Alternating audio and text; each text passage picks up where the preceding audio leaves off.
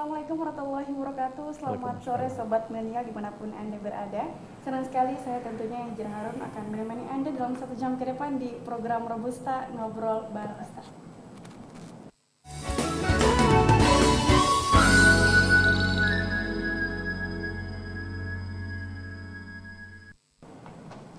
Ya, Sobat Milenial yang ada di rumah, kali ini saya tidak sendiri lagi, tentunya ditemani oleh teman baru kita di Robusta, yaitu ada Kak Fadila Mopi. Ya, Selamat sore Sobat Milenial. Ya, tentunya sudah hadir di tengah-tengah kita ada narasumber yang tak kalah asing di layar TV Anda, tentunya ada Al-Mukarram Ustaz Nanang Mas di SPD. Assalamualaikum warahmatullahi wabarakatuh. Waalaikumsalam warahmatullahi wabarakatuh. Ya. Apa kabarnya Ustaz? Alhamdulillah, saya lihat situasinya kok beda ya. Iya, soalnya ada teman baru nih Ustaz di Robusta. Oke ya, Kak Fadila ya? Iya. Iya, oke.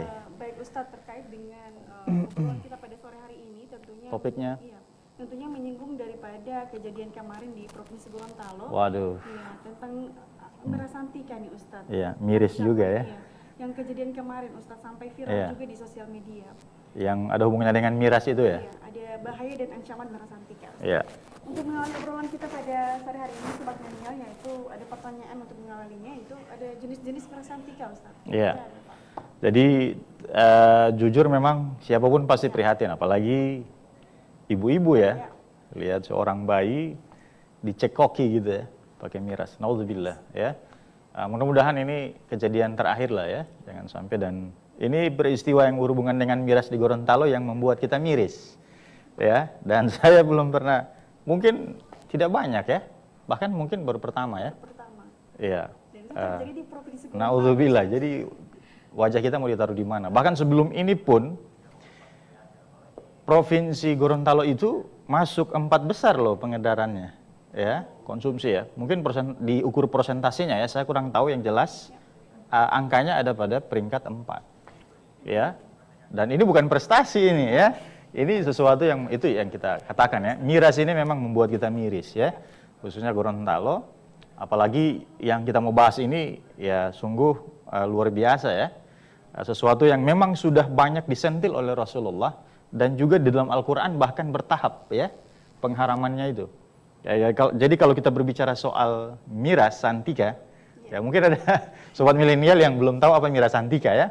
Karena miras Santika ini populer di lagunya Rhoma Irama ya. Minuman keras dan narkotika. Kenapa kita harus lekatkan juga narkotika? Jangan sampai orang nanti menganggap bahwa narkotika tidak termasuk khamar. Nah, sehingga kita bahas sekaligus ya. Gitu. Dan di dalam bahasa Arabnya sendiri atau di zaman Rasulullah ya, untuk menyebut sesuatu yang memabukkan itu disebut khamar. Ya. Namun di zaman itu, di zaman Rasulullah itu kan hanya dikenal jenis khamarnya hanya 2 khamar ya. Ya, jadi jenis khamarnya hanya 2 yang berasal dari kurma dan yang berasal dari anggur. Ya, jadi ternyata memang anggur ini minuman paling tua ya, gitu. Sering diperas, ya perasan. Air perasannya itu yang difermentasi sehingga dia menjadi minuman yang berubah zatnya, ya dari yang menyegarkan menjadi yang memabukkan. Gitu. Jadi itu yang dikenal. Nah, bagaimana dengan minuman yang dulu tidak ada sekarang ada? Ya, statusnya bagaimana? Nah, oleh karena itu para ulama tidak melihat, tidak mengkias pada bahan pembuatnya, ya, untuk mengharamkan itu. Jadi para ulama mencari ilatnya apa? Ternyata ilatnya itu adalah memabukkan. Dan kata Rasulullah, sabda Nabi, ya, kullu muskirin khamrun. Ya, setiap yang memabukkan itu adalah khamar. Wa kullu khamrin haramun. Dan setiap khamar itu adalah haram. Dan Rasulullah juga menyebutkan ya, kalau kita lihat dari sisi kadarnya ya, jumlah banyak atau sedikitnya itu sama saja ya. Jadi ketika Nabi menyebutkan bahwa al-khamru ummul khaba'ith, jadi khamar itu dia menjadi induknya khaba'ith, perbuatan-perbuatan keji. Bahkan di redaksi yang lain disebut ummul fawahish, perbuatan-perbuatan Kisah. Dia menjadi induknya itu. Ya, kita lihat memang banyak kejahatan yang ternyata pasti ada hubungannya dengan khamar, ya, minum-minuman keras. Dan kata Nabi setelah itu apa? Ya, wama, ya, askara, kathiruhu, setiap yang mabukan dalam jumlah yang banyak, ya, faqaliluhu, sedikitnya pun, itu kata Nabi, itu adalah haram. Faqaliluhu haramun. Jadi memang di sini ilatnya jelas. Setiap zat yang memabukkan, entah namanya apa saja, ya, mau disebut apa namanya anggur, mau disebut kalau di Gorontalo bohito, ya, yang dari air nira itu. Kalau di Minahasa mau disebut cap udu, ya, atau cap tikus, ya, mohon maaf tidak bisa sebut merek, ya. Ya, kalau di Makassar namanya Bugis itu disebut dengan ballo nipa, ya, gitu. Kalau di Barbar mungkin sudah bermerek, ya, yang punya kemasan, ya, yang punya kemasan. Cuma karena kita tidak bisa sebut merek, ya, nanti dicari orang lagi, ya, kalau kita sebut lagi, ya. Dan itu banyak sekali merek-mereknya, ya. Saya kasih apa namanya inisial aja. Ada yang merek huruf P itu, ya, yang paling banyak beredar di Gorontalo, ya. Kalau yang mahal-mahal itu yang apa namanya yang bermerek B itu, ya. Iya, bermerek B itu apa namanya susah didapat di Gorontalo, ya. Gitu. Ada yang bermerek V juga, ya.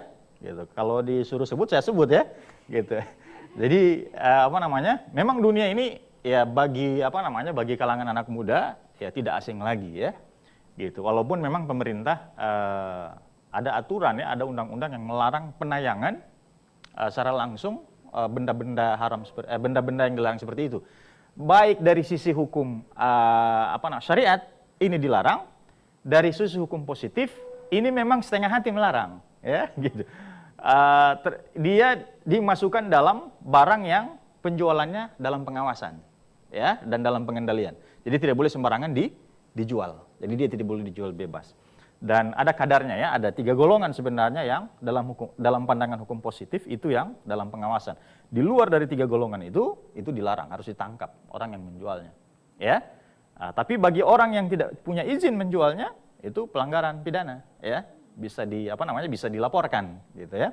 Jadi memang kita sebagai Muslim harus konsisten dengan bagi kita hukum syariat itu, ya, tidak boleh dikalahkan oleh hukum apapun, ya, gitu. Dan syariat kita mengharamkan apa yang disebut dengan khamar atau mira santika, ya, minuman keras termasuk di dalamnya, narkoba juga termasuk di dalamnya. Narkoba pun macam-macam, ada ganja, ada apa namanya morfin, ada sabu-sabu yang paling banyak beredar juga di Gorontalo. Kasus-kasus penangkapan paling banyak kita lihat sabu-sabu, ya, kalau Gorontalo, ya. Kalau di Aceh kasus penangkapannya justru banyak itu ganja, bahkan ganja sudah jadi tanaman yang wajib ada di di setiap rumah, gitu, ya. Ya, seringkali dijadikan bumbu, gitu, ya.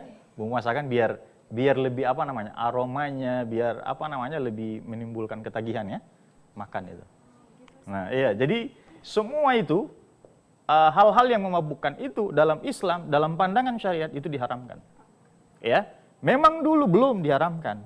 Tidak langsung, ya, Allah itu menurunkan ayat langsung ini haram, tidak. Ya, innamal khamru wal maisiru wal ansabu wal azlamu rijsum min amali syaitan fajtanibuhu. Tidak ada langsung perintah begitu. Ya, jadi awalnya memang hanya diperintah begini. Ya. Hanya diperintah begini, ya. Waktu itu orang masih bebas minum minuman keras, ya. Ya, bahkan di kalangan para sahabat pun masih menyimpan minuman keras. Ya, Umar bin Khattab apalagi, ya, gitu. Orang yang terkenal luar biasa. Dan ayat pertama yang mengingatkan itu tidak langsung mengharamkan, tidak langsung melarang.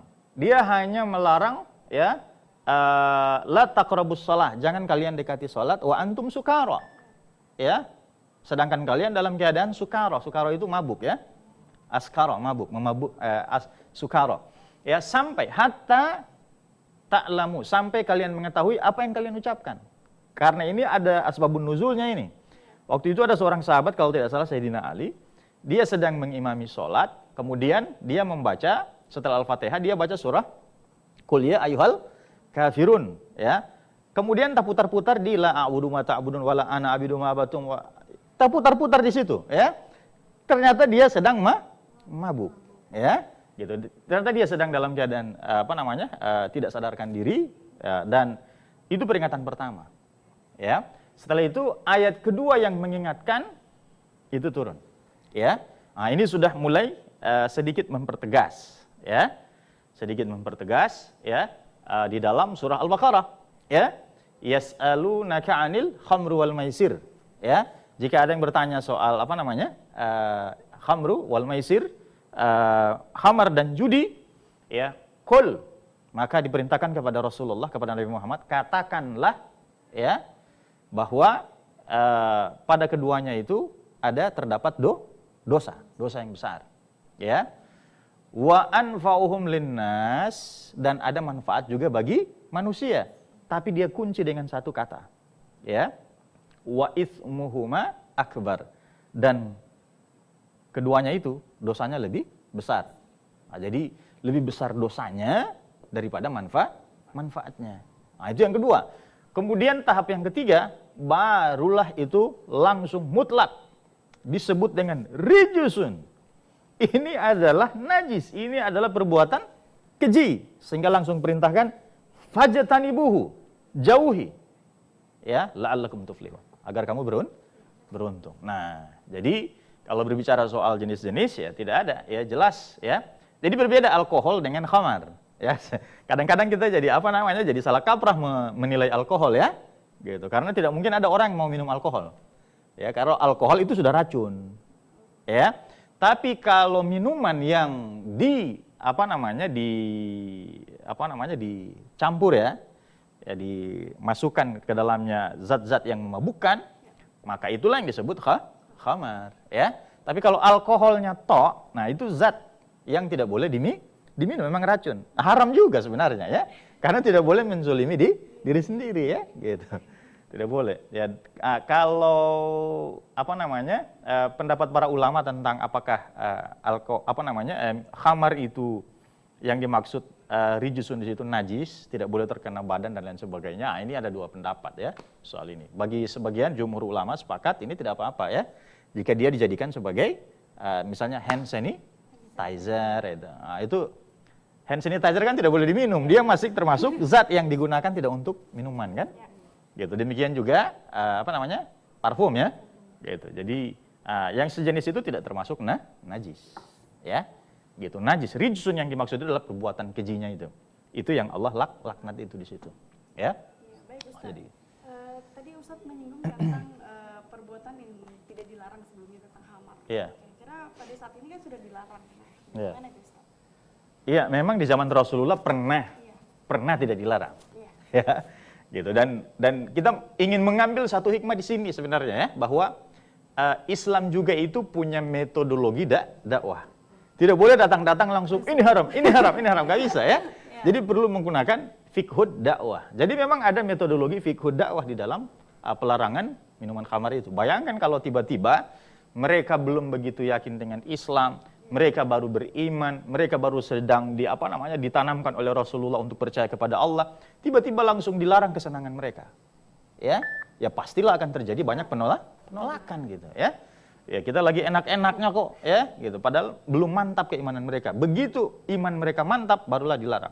Jadi ini salah satu ini, ya, catatan kita bahwa ada hikmah di balik kenapa dulu tidak dilarang, tapi tiba-tiba dilarang. Ada metodologi dakwah yang hendak ditunjukkan, yang sedang ingin kita ambil pelajarannya di sini, ya, bahwa berdakwah itu tidak boleh pukul rata, ya. Berdakwah itu tidak boleh pukul ribut, gitu, ya.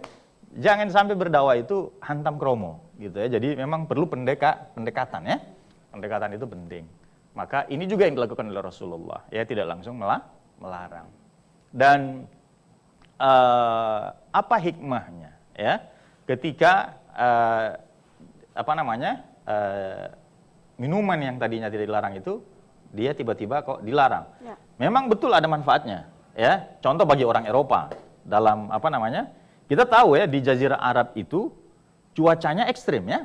Kalau siang panasnya minta ampun, kalau malam dinginnya menusuk. Dan biasanya orang-orang Eropa juga minum anggur itu salah satu tujuan mereka ingin mengambil manfaat untuk menghangatkan tubuh, ya. Gitu. Jadi masing-masing wilayah itu Eropa punya minuman khas anggur ya. Kalau di Jazirah Arab punya minuman khas kopi. Ya, bukan untuk menghangatkan tubuh tapi untuk ibadah malam supaya tidak ngantuk kan. Kalau di Cina, Cina kan paling suka dengan kesehatan ya. Mereka punya minuman khas teh. Gitu. Jadi masing-masing wilayah punya ya, gitu. Dan luar biasanya ya ternyata khamar itu juga ya di Jazirah Arab itu sudah sudah banyak ya. Itu dilakukan oleh para penduduk Arab gitu. Dan salah satu tujuannya adalah untuk kehangatan. Memang manfaatnya ada, tapi mudaratnya itu jauh lebih besar daripada manfaatnya. Ya, hikmahnya tentu saja ini demi kebaikan manusia itu sendiri. Kenapa Allah melarang? Pasti ada kebaikan yang akan diperoleh oleh manusia itu. Ya, sehingga itu fajatanibuhu, jauhi. Salah satu hikmahnya adalah itu adalah perbuatan setan. Ya. Jadi mana ada manusia yang mau sebangsa dengan setan? Kan tidak mau kan? Ya. Gitu ya sudah. Itu banyak sekali sebenarnya hikmahnya ya. Gitu. Dan kita tahu bahwa minuman itu dia termasuk minuman yang mendatangkan mudarat, merusak dia ya. Ya, menghilangkan kesadaran. Dan orang bisa saja orang yang sudah kehilangan kesadarannya biasanya dia lepas kontrol. Kendali dirinya melemah. Jadi ya kalau orang kendali dirinya melemah, dia bisa melakukan apa saja.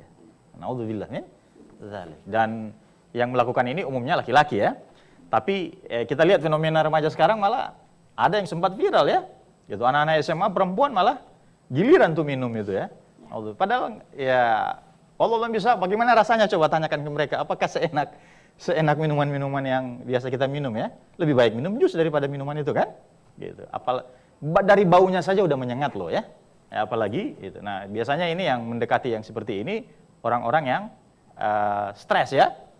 Ya, karena tidak mau pikirannya dalam keadaan normal mengingat membayangkan masalah hidupnya, ya dia lari ke minuman keras supaya tujuannya apa? Supaya dia bisa lari dari pikirannya itu, ya. Gitu. Jadi hikmahnya besar sekali. Padahal Islam mengajarkan kalau kita punya masalah, pelariannya bukan pada minuman keras ya atau kepada ganja, kepada sabu-sabu, tidak. Tapi apa? Ala bidzikrillah tatmainnul qulub. Ketahuilah zikir itu bisa menenangkan hati gitu ya, tatmainnul qulub ya. Tapi ya berapa banyak orang yang mau mengikuti petunjuk Allah gitu ya. Yang dilakukan justru malah petunjuk-petunjuk itu. Ya. Baik, Ustaz. Kita tahan dulu satu Oke, kita ya, pada jadi, sore hari ini. Ya. Belum masuk ancaman dan bahaya ya? Iya. Oke. Baru masuk di pembukaannya, Ustaz. Ya, siap. Ya, jangan kemana-mana Sobat Mania, tetap di Robusta ngobrol bareng Ustaz.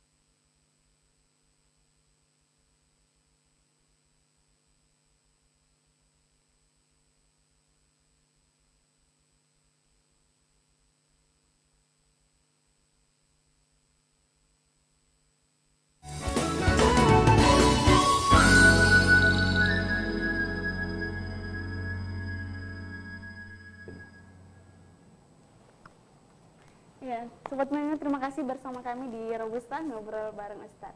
Kali ini pertanyaannya Ustaz mulai dari Fadila nih Ustaz. Oke, ya. Silakan Fadila. Ya, baik Ustaz, mengenai permasalahan yang tadi, jika dilarang meminumnya Ustaz, lalu bagaimana dengan orang yang membuatnya seperti itu? Oke, dari awal kita bicara orang yang minum ya. Iya.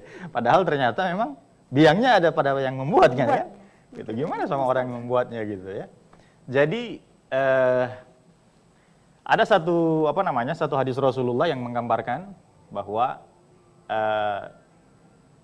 malaikat Jibril itu ya pernah datang kepada Rasulullah dan mengatakan ini, ya. Dan disinilah menjadi jawaban daripada Fadilah ya, untuk pertanyaan Fadilah tadi. Jadi apa kata Jibril? Ya, Nabi Jibril ya, malaikat Jibril itu menyampaikan kepada Rasulullah, ya, Innallaha azza wa jal la'anal khamr. Jadi zatnya itu diharamkan, ya. Allah melaknat, sesungguhnya Allah itu wahai Muhammad melaknat zat minuman khamar itu. Kemudian di situ diurai, ya. Kemudian siapa yang meminumnya, ya, kemudian yang membuatnya, ya, yang memerasnya, ya. Kemudian ada yang memeras untuk dirinya sendiri, ada yang menjualnya, ada yang membelinya. Ini dilaknat semuanya. Ada yang meminta dibelikan, ada yang minta diantarkan, ada yang menuangkan, itu dilaknat juga, ya. Semuanya, ya, paling tidak ya di dalam satu hadis redaksi yang lain, ya, itu disebutkan ya bahwa ada 10 perkara yang itu masuk dalam laknat Allah Subhanahu wa taala dalam perkara khamar ini, minuman keras, mulai dari zatnya sampai orang yang mengambil keuntungan memakan dari hasil penjualan. Oke, kita misalnya tidak menjual ya, tapi anak istri kita di rumah ikut makan dari hasil penjualan minuman keras, kena laknat juga, kasihan kan? Gitu. Itu masuk dalam 10 perkara itu loh. Jadi jelas bahwa ini bukan hanya perkara orang yang minum, ya, tapi juga semua yang terlibat sampai ya peristiwa perbuatan rijsum min amali syaitan itu terjadi. Ya, maka siapapun itu, bahkan ya di luar itu mungkin ada yang ridho. Orang yang ridho saja, ya, dia termasuk telah membiarkan perbuatan itu terjadi. Walaupun tidak masuk dalam 10 yang dilaknat tadi ya, tapi juga dia dapat dosa kan? Ya. Nah, sebaiknya setiap kita melihat orang minum minuman keras diingatkan. Ya, ada 3 kan? Metode atau cara yang dipesankan oleh Rasulullah ketika kita melihat kemunkaran. Man ra'a minkum munkaran falyughayyirhu biyadihi, dengan tanganmu. Ya, kalau dia ayahanda di situ, ya ayahanda itu bertanggung jawab. Tidak boleh orang jual bebas ya. Tidak boleh anak-anak muda minum di desanya itu. Ya. Karena dia yang punya kewenangan untuk merubahnya dengan tangan. Kalau kita bukan pemimpin, kita bukan ayahanda di situ, ya. Kita bukan pemimpin di situ. Ya, fa illam yastati, berarti kita tidak mampu kan dengan tangan ya. Fa illam yastati falyughayyiru bilisani. Nah, kita mungkin orang yang kuliah di IAIN, kuliah di sekolah agama, kita punya ilmunya, ingatkan dengan lisan. Apalagi mereka keluarga kita, ya, gitu. Dan kalau tidak mampu, ya, maka bolo ati olo saja, ya, gitu ya. Wahwa, apa kata Nabi? Ya, orang yang mendiamkan, ya. Nabi seperti terkesan mencela orang yang memilih cara yang ketiga, ya. Cara yang ketiga ini apa? Ya, yang mendiamkan dengan hatinya saja, ya, fa bi qalbihi. Apa kata Nabi? Wa huwa adhaful iman, itu selemah-lemah iman. Ya, artinya apa? Itu pengecut itu ya. Gitu, dan sebaiknya tetap kita ingatkan ya, sehingga itu dakwah itu tidak boleh berhenti. Dan saya perhatikan, saya cuma mau ingatkan, saya secara pribadi punya pengalaman ya buruk ketika mengingatkan orang-orang dalam keadaan mabuk. Jadi sebaiknya juga memperhatikan kondisi orang yang akan diingatkan ya. Biasanya kalau dia mabuk pasti dia melawan. Ya, dan akhirnya terjadi sampai terjadi penganiayaan terhadap diri saya waktu itu ya, gitu. Dan akhirnya berujung sampai ke masalah penegakan hukum gitu ya. Ya alhamdulillah ya berakhir dengan ya happy ending lah ya. Akhirnya saya memenangkan perkara itu. Ya, tapi itu keinginan saya hanya satu ya. Kalau saya biarkan berarti saya meridhoi perbuatan ini gitu ya. Banyak kali saya melakukan itu dan ternyata resikonya ada. Ya, dan risikonya memang besar ya. Sehingga itu memang kita perlu sebaiknya untuk menggencarkan dakwah-dakwah secara aktif ya, tidak pasif, tidak menunggu nanti sudah terjadi perbuatan maksiatnya, gitu, perbuatan fahisyahnya. Jadi itu jawabannya ya. Gitu. Ya, masih ada lagi. Lalu Ustaz, kandungan alkohol yang digunakan bukan sebagai minuman yang memabukkan, tapi juga sebagai keperluan medis dan kuliner. Lalu itu bagaimana Ustaz? Ya. Oke, jadi tadi kita sentil soal alkoholnya kan? Iya. Ya, yang memang kandungan alkohol itu terdapat di dalam khamar. Kalau orang kimia pasti ngerti itu ya. Iya. Bagaimana kandungan zat tertentu itu di dalam satu minuman. Begini ya, ada dua pendapat soal ini. Anggur itu asalnya apa? Itu kan khamar itu kan dari anggur ya. Kalau kita makan anggur haram tidak? Tidak. Tidaklah ya, tidak haram. Ya.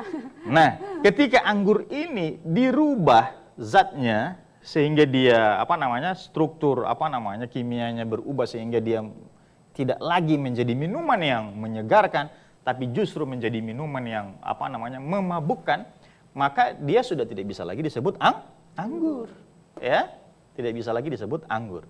Nah, misalnya daun teh, begitu dia sudah di cangkir kita untuk kita minum, diseduh dengan air, masih bisa disebut daun teh? Tidak, dia sudah disebut minuman teh, ya, teh gitu. Dan demikian juga setiap sesuatu yang berubah kemudian dampaknya juga berubah. Nah, sekarang ada yang digunakan untuk kepentingan medis seperti hand sanitizer gitu, untuk membersihkan luka misalnya ya. Nah, saya pikir itu tidak pendapat para ulama itu tidak apa-apa. Ya.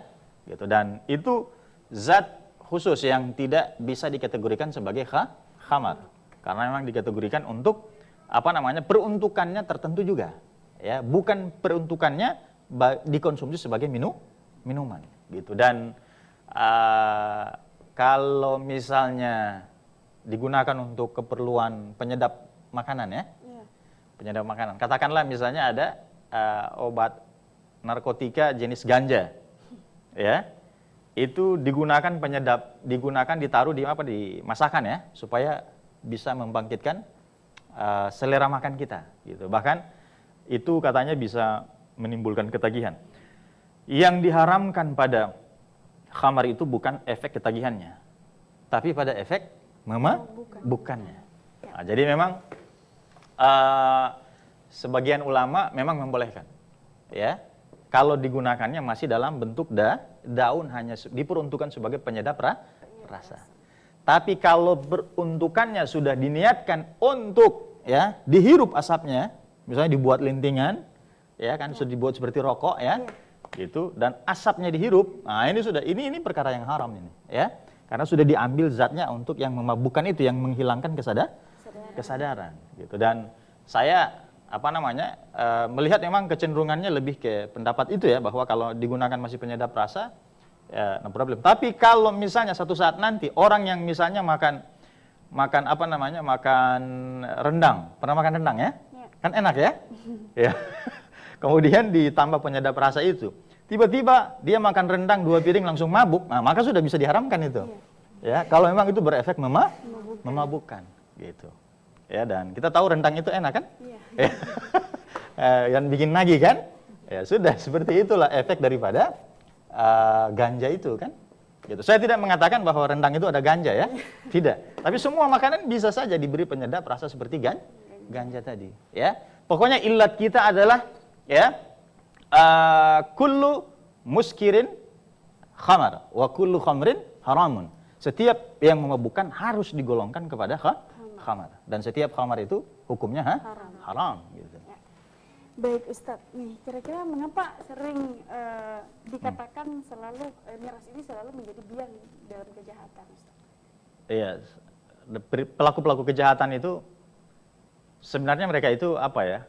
Manusia ini kan punya sifat dasar penakut ya. Pasti mana ada manusia, pasti semua manusia dibekali oleh Allah rasa takut. Sama dengan para penjahat itu, kelihatannya mereka berani kan? Berani bongkar bank katakanlah, berani bongkar rumah orang, berani menghadang orang di jalan. Dan mereka harus punya satu motivasi untuk bisa mengusir rasa takut. Dan ternyata selama ini ya kita melihat pada umumnya motivasi untuk menghilangkan rasa takut itu justru dipicu oleh menghilangkan kesadaran mereka. Mereka minum dulu, ya. Coba lihat ya, saya pernah nonton video viral. Nah, ada seorang remaja yang memaki-maki habis seorang polisi. Begitu dia sadar, ya seperti kucing basah dia, ketakutan lagi.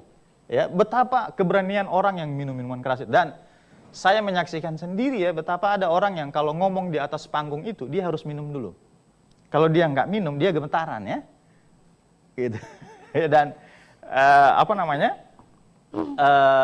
kita tahu persis bahwa dampak daripada minum minuman keras itu memang melahirkan banyak bentuk-bentuk kejahatan ya. Gitu. Misalnya orang bisa berani merampok harus minum dulu. Orang bisa berani memalak orang harus minum dulu. Anak-anak muda supaya mereka berani tawuran ya harus minum dulu dan lain sebagainya ya. Nah, naudzubillah min dzalik ya. Dan kita tahu juga baru-baru ini ada video viral ya, kasus pelecehan terhadap seorang perempuan di salah satu daerah Kabupaten Bolemo ya, yang ada oknum polisi terlibat di dalamnya. Dan setelah ditelusuri terinformasi memang ini terpengaruh oleh minuman keras, bahkan bisa sampai melakukan perzinahan ya. Lihat ya, suatu ketika Utsman bin Affan itu dia naik ke mimbar dan berkhutbah ya. Kemudian ada satu kisah yang dia ceritakan ya, ada seorang perempuan yang meminta kepada pembantunya untuk mengundang seorang pemuda yang ada di luar ya, pemuda soleh gitu ya, pemuda soleh. Dan pemuda ini dijebak ya di rumahnya, dan dia sudah ketika perempuan ini sudah berhadapan dengan pemuda ini ya, wanita ini meminta kepada pemuda ini untuk menzinahi dia ya. Kalau tidak dia akan teriak, pilih saja ya, kau bunuh bayiku ini atau kau minum minuman itu ya. Di antara tiga ini ternyata dia tidak mau melakukan dosa-dosa besar. Kalau dia bunuh ini bayi, dosanya besar ya. Kalau dia zinai perempuan ini, maka dosanya juga besar. Maka dia ambil yang dia pikir dosanya kecil. Ya, dia minum minuman khamar itu ya, minuman keras. Apa yang terjadi? Begitu anak muda soleh ini hilang kesadarannya, dia zinahi perempuan ini, setelah itu dia bunuh bayinya. Ya, betapa kata Nabi apa ya? Al-khamru ummul khaba'ith. Bahwa khamar itu adalah ummu, ibunya atau induknya perbuatan-perbuatan keji. Ya, akbarul kabair wa akbarul kabair kata Nabi. Dan ternyata ini adalah satu di antara dosa-dosa paling besar. Ya, kita tahu bahwa urutan dosa besar 10 besar itu ini top 10-nya ini. Ya, gitu ya. Kalau kita mau lihat lagu terbaik 10, ini yang paling atas ini. Ya. Ya memang tidak ada yang bisa menandingi syirik, tapi di bawahnya syirik itu ya ada minuman keras. Jadi sobat milenial ya, jangan main-main lagi dengan persoalan minuman keras ini ya, jangan coba dekati, jangan coba sentuh, apalagi meminumnya. Kita akan bahas soal ancamannya apa ya nanti ya. Gitu dan ya begitulah, ngeri ya. Gitu. Dan kita juga sudah mendapatkan SMS dari Oke. yang ada di rumah, dan kita akan break dulu. Jangan kemana-mana, tetap di Robusta ngobrol bareng. Ustaz.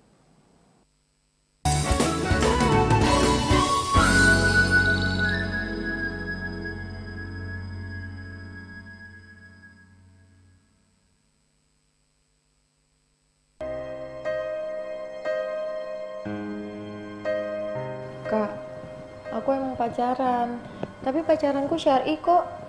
Aku nggak pernah macem-macem. Nggak ada pacaran yang syar'i, Ratih. Aku belum siap. Kamu juga nggak pernah kelihatan nyiapin apa-apa. Kan abang kecean. Jangan Ratih pacaran.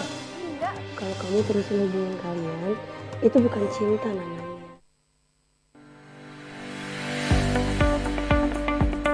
Pemirsa Mimosa TV, berjumpa lagi dengan saya Sinta Istiani Bersama saya Fandi Hot. Dan saya Cynthia Moniaga. dalam program Advertorial News. Dan seperti biasa pemirsa, tim kami sudah mempersiapkan beragam informasi untuk Anda. Inilah Advertorial News selengkapnya.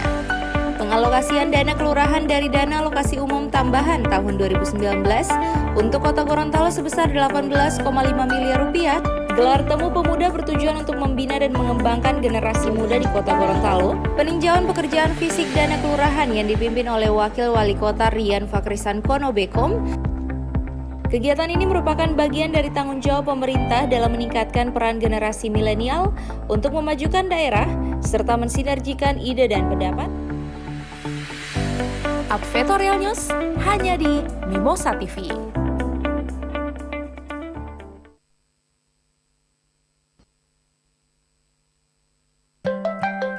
من بلاد كنعان إلى مصر. أبشروا يا بني إسرائيل إنها أبواب مصر. لقد كان موسى من بني إسرائيل. Iblis kemudian menaburkan penyakit di sekujur tubuh Nabi Ayub sehingga beliau menderita sakit kulit yang menjijikkan. Nabi Adam kemudian mendiami surga, di mana beliau tidak akan kelaparan, tidak akan sakit, dan tidak akan merasakan panasnya matahari. Nabi Ayub alaihissalam adalah orang yang kaya raya. Hartanya melimpah ruah. Kisah Nabi setiap hari jam 6 pagi dan jam 2 siang hanya di Mimosa TV.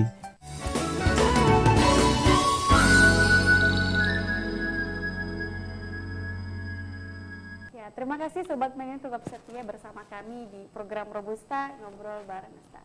Kali ini kita mendapatkan pesan dari Sobat Milenial yang ada di rumah. Jadi begini pertanyaannya Ustaz. Ancaman apa sebenarnya yang ditegaskan Allah kepada para peminum miras? Jadi kalau bicara soal ancaman tadi, Iya. memang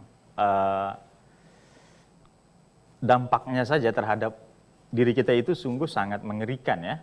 Gitu. Dalam jangka panjang bisa merusak jaringan otak ya. Gitu. Bagi perempuan ya mungkin akan berdampak pada sistem reproduksinya gitu ya. Nauzubillah. Nah, akan tetapi ada yang secara khusus ya, itu disebutkan dalam hadis Rasulullah ya tentang orang yang meminum minuman keras. Tadi sudah dilaknat. Ya, sekarang ini ancamannya. Ya. Kata Nabi apa? Ya. Faman syaribaha, siapa yang meminumnya? Kata Nabi, ya.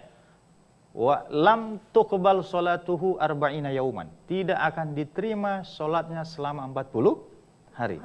Jadi kalau malam hari ini dia minum, maka 40 hari dia mau beramal apa saja tidak akan ada nilainya. Ya. Apalagi dia berdoa, ya, gitu. Dan naudzubillah min dzalik. Kita tahu bahwa tadi zatnya dilaknat kan? Coba bayangkan itu zat itu dia masuk ke dalam lambung, kemudian dia berproses menyatu dengan struktur tulang kita, struktur daging kita, menyatu bercampur dengan darah kita. Siapa yang tahu berapa lama itu zat itu akan terus ada di dalam daging dan tubuh kita? Ya, mungkin bisa lebih 40 hari. Ya, naudzubillah. Dan setiap ada kata 40 itu selalu menjadi simbol bahwa itu banyak. Betapa lamanya ya. Gitu. Dan ini ancaman mengerikan juga ya. Dan apa ancaman selanjutnya? Ancaman selanjutnya kata Nabi masih dalam hadis yang tadi itu ya. Fa immata kata Nabi, jika dia mati dalam keadaan dia sedang minum. Dan ini banyak kasus orang yang mati minuman keras ya. Karena apa? Misalnya karena minum oplosan di Banten pernah 40 orang lebih. Ya, sebagian mati di tempat. Ya. Mereka kan tidak puas kan? Minuman begini ya cuma yang 5% ya. Mereka pengen yang sensasi gitu ya, biar ada efek sensasinya. Ditambal dengan spiritus ya. Ditambal dengan zat-zat yang memang gila ya, gitu. Sudah bisa digolongkan sebagai racun ya. Gitu. Dan apa yang terjadi? Orang-orang yang mati itu ya, kata Nabi fa immata wa hiya fi batnihi, jika mereka mati dan di dalam perut mereka ada benda najis itu, benda yang laknat itu, benda keji itu, kata Nabi apa? Ya. Mereka mati mata mitatan jahiliyah. Mereka mati dalam keadaan matinya seorang jahiliyah. Orang jahiliyah itu apa ya? Kita tahu orang jahiliyah itu identik dengan nyembah berhala. Ya, suka menentang Nabi, ya, tidak mau ikut aturan Allah, ya. Coba lihat ini kedurhakaan. Dan ya pas kalau disebut mereka mati dalam keadaan jahiliyah, karena tidak ada orang minum minuman keras, mereka dalam keadaan beriman. Tidak mungkin, ya. Orang yang melakukan tindakan keji, pasti mereka lepaskan pakaian iman mereka. Walaupun mereka mengaku percaya Allah, tidak ada pakaian iman yang mereka kenakan saat mereka melakukan kemaksiatan. Sehingga saat mereka melakukan itu, mereka mati dalam keadaan melepaskan pakaian keimanan. Padahal larangan Allah apa? La tamutunna illa wa antum muslimun. Jangan kalian mati kecuali kalian dalam keadaan sebagai seorang muslim. Bayangkan, matinya dalam keadaan tidak sebagai seorang muslim, tapi dalam keadaan jahiliyah. La haula wala quwata illa billah. Jadi ini baru dua loh ini ya. Dan apa namanya? Muduminu itu adalah bahasa Arab yang artinya peminum ya. Memang seorang raja minum ya. Muduminu itu kata Nabi la yadkhulul jannah, tidak akan masuk surga. Yang kedua, mereka disamakan dengan penyembah berhala. Ini ancaman-ancaman luar biasa. Dan yang paling menakutkan adalah ini yang saya saya begitu sedih ya kepada saudara-saudara kita yang tidak bisa meninggalkan minuman keras. Mereka tidak akan dibiarkan minum dari telaganya Rasulullah. Ya, yang kalau kita minum seteguk saja dari telaganya Nabi itu Al-Kautsar, kita tidak akan haus selama-lamanya di padang mahsyar. Ya. Mereka kelihatan bercahaya sebagai seorang muslim, ya. Tapi mereka dihalau, tidak boleh. Kenapa mereka? Itu kan umatku. Ya Rasulullah, ya. Mereka dulu yang menentang ajaranmu. Mereka dulu yang suka menentang larangan-larangan Allah. Mereka sentuh minuman keras. Tidak ada hak mereka untuk minum dari telagamu ini. Maka Nabi usir mereka, menjauh kalian. Bajau sana. Tidak bisa mendekati telaganya Rasulullah. Kita pada orang beriman ambil gelas masing-masing yang sudah tercatat nama kita. Tapi mereka tidak punya gelas di sana. La ilaha illallah. Dan yang paling menakutkan, begitu mereka di dalam neraka, tidak ada minuman yang pantas bagi mereka. Apa yang Allah sediakan bagi mereka? Yaitu minuman dari sungai Khabal. Ya, sungai Khabal. Apa itu sungai Khabal? Ketika sahabat tanya, itu sungai Khabal itu adalah sungai di mana di situ mengalir secara khusus nanah-nanah para penduduk neraka. Nanah penduduk neraka. Tidak kental ya. Bukan nanah penduduk bumi. Nanah penduduk bumi mungkin ya, memang menjijikan ya. Tapi akan lebih dari 70 kali lipat menjijikan nanahnya penduduk neraka. Segala kotoran itu. Dan ada satu nama sungai saya lupa di hadis yang lain. Ya, Guta, sungai Guta. Sungai Guta itu apa? Sungai tempat mengalirnya cairan yang keluar dari kemaluannya para pelacur. La ilaha illallah ya. Oleh karena itu ya, saya hanya ingin mengingatkan ya, tolong jangan beri makan, jangan nafkahi keluarga kita dari benda-benda seperti ini. Ya, jauhkan ya, jauhkan karena mereka juga akan mendapatkan laknat Allah. Apalagi kita menjualnya, apalagi kita membuatnya, ya stop, jangan lagi ya. Kalau ingin menghangatkan tubuh, banyak cara ya. Bisa pakai minyak kayu putih ya gitu. Banyak cara untuk menghangatkan tubuh kalau dalam, apalagi Gorontalo tidak ada cuaca dingin ya. Dinginnya tidak menusuk. Apa alasannya mau minum minuman keras? Ya, kalau bukan untuk gagah-gagahan, untuk menunjukkan jago, untuk ya tidak, Gorontalo tidak perlu abang jago ya. Kita ini jago kalau kita ini beriman ya. Bukan dengan minuman keras baru kita ini orang jago gitu, tidak. Baik Ustaz. Sebenarnya yang diperintahkan agama Islam ini memberantas minuman ini, Ustaz, kira-kira siapa dan siapa yang harus bertanggung jawab? Iya, jadi masih sempat-sempatnya beredar nih, Ustaz. Iya, jadi sampai hari kiamat akan tetap ada lah, pasti ya, gitu ya. Namanya perbuatan maksiat, ya selalu ada dan ya ada biangnya dan pasti ada pengikutnya. Dan siapa yang paling bertanggung jawab? Tentu saja saya ingin menekankan secara khusus di sini. Memang Gorontalo punya perda khusus, perda miras ya.